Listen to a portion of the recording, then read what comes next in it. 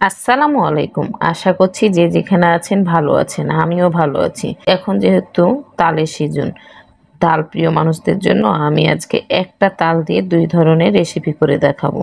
একটা হচ্ছে তালের হালুয়া আর আরেকটা হচ্ছে তালের রুটি। তালের হালুয়া রুটিটা ভালো লাগলে অবশ্যই লাইক দিবেন। লাইক দিতে ভুলবেন না। যারা চ্যানেলটা সাবস্ক্রাইব করেছেন তাদেরকে তো অসংখ্য ধন্যবাদ। আর যারা চ্যানেলটা সাবস্ক্রাইব করেননি প্লিজ চ্যানেলটা সাবস্ক্রাইব করবেন। আর ফেসবুক থেকে দেখলে পেজটি ফলো করে রাখবেন। তাহলে চলুন, এটা হচ্ছে তাল।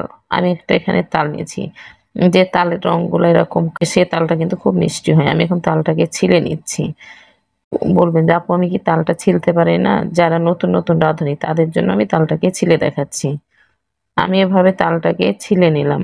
এখন তালটা ছিলা হয়ে গেছে, মধ্যের যে শক্ত অংশটা থাকে এভাবে উঠিয়ে নিচ্ছি। আর এ তালের কিন্তু ৩ টা বিচি। আমি এখন বিচিগুলোকে খন্ড করে নিব। আর অনেক তালের ভিতরে কিন্তু একটু কালো আঁশ থাকতে পারে, সেগুলোকে এভাবে আমি উঠে ফেলে দিচ্ছি। অবশ্যই এভাবে উঠে ফেলে দেবেন। অনেকে তালের রস বের করার প্রসেসিংটা জানেন না। আমি তাদের জন্য তালের রস বের করার প্রসেসিংটা দেখিয়ে দিচ্ছি।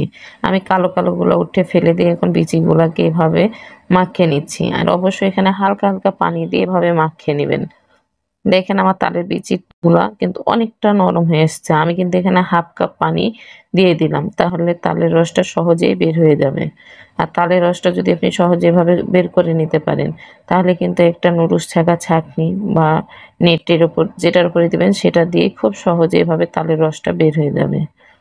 দেখছেন কত সহজে তালের রসটা বের হয়ে যাচ্ছে। আমি এভাবে তালের রসগুলাকে এখন বের করে নিব।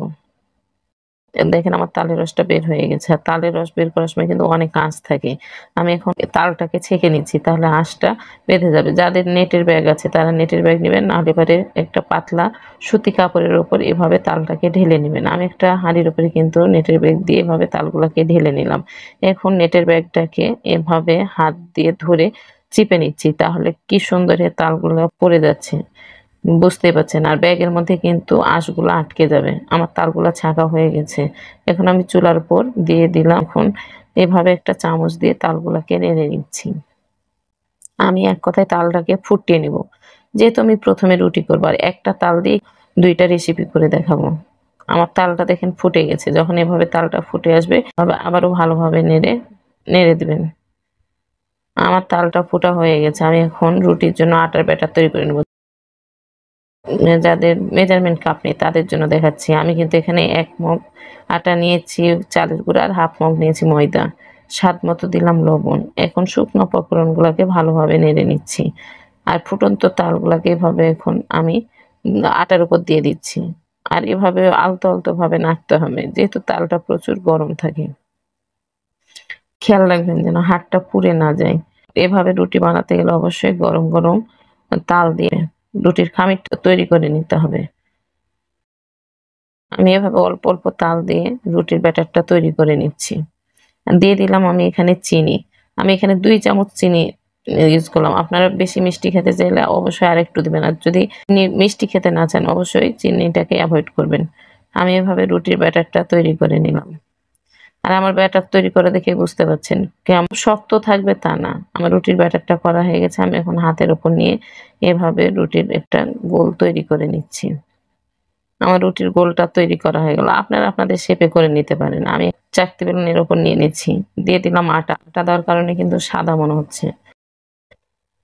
আর যখন আটাগুলোকে এভাবে হাত দিয়ে ঝেড়ে নেবেন তখন আবার আপনার রুটির রং চলে আসবে। আমার রুটিগুলো এভাবে বেলা হয়ে গেছে।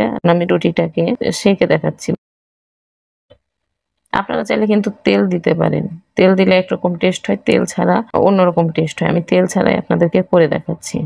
আমি রুটিগুলাকে এপিট ওপিট করে ভেজে নিচ্ছি।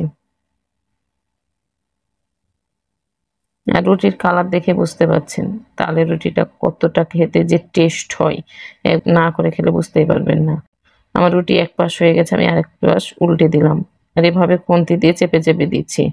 রুটিটা অবশ্যই একবার করে দেখবেন।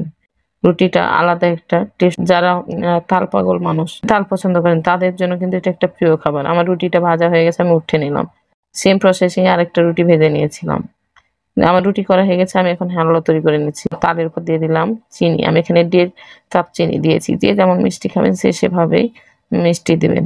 যখন আমার তালটা একটু গরম হয়ে এসছে তখন আমি দিয়ে দিচ্ছি দুধ। আমি এখানে 1/2 লিটার ফুটন্ত দুধ দিয়েছি। আপনারা চাইলে কাঁচা দুধ দিতে পারেন। কাঁচা দুধ দিলে ছানা, ছানা তৈরি হয়। যারা ছানাদার পছন্দ করেন তারা কাঁচা দুধ দিবেন। আর যারা আমার মতো ছানা পছন্দ করেন না তারা অবশ্যই দুধটাকে ফুটিয়ে দিবেন। দিয়ে দিলাম এখানে গুঁড়ো দুধ 1/2 কাপ। দুধ দেওয়ার পরে অবশ্যই ভালোভাবে নেড়ে নিতে হবে। আমার হালুয়াটা কিন্তু হয়ে গেছে। তো হালুয়ার ঘনত্বটা দেখে বুঝতে পারছেন। আমি এখন একটা সার্ভিং বাটিতে উঠিয়ে নিলাম। এটা হচ্ছে ফাইনাল লুক। আশা করছি তালের হালুয়া রুটিটা ভালো লেগেছে। তালের হালুয়া রুটি ভালো লাগলে অবশ্যই লাইক দিবেন। লাইক দিতে ভুলবেন না। যারা চ্যানেলটা সাবস্ক্রাইব করেছেন তাদেরকে তো অসংখ্য ধন্যবাদ। আর যারা চ্যানেলটা সাবস্ক্রাইব করেননি প্লিজ চ্যানেলটা সাবস্ক্রাইব করেন। আপনাদের একটা সাবস্ক্রাইব আমার জন্য অনেক মূল্যবান। আর অবশ্যই কমেন্ট করে জানাবেন আমার তালের রুটি আর হালুয়াটা কেমন লেগেছে। আল্লাহ হাফেজ।